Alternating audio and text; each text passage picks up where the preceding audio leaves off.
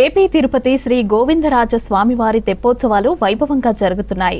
ఉత్సవాలలో భాగంగా 5వ రోజు శ్రీదేవి భూదేవి సమేతంగా శ్రీ గోవిందరాజ స్వామివారి తెప్పపై విహరించి భక్తులకు దర్శనమిచ్చారు.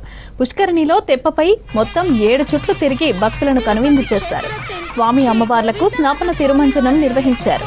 తర్వాత ఆలయ మాడవీధుల్లో ఊరేగి భక్తులకు అనుగ్రహించారు. టీటీడీ హిందూ ధర్మ ప్రచార పరిషత్ అన్నమాచార్య ప్రాజెక్టు ఆధ్వర్యంలో నిర్వహించిన భజనలు, హరికథ, సంగీత కార్యక్రమాలు భక్తులను ఆకట్టుకున్నాయి. తిరుమలയിൽ వాసం செய்யும்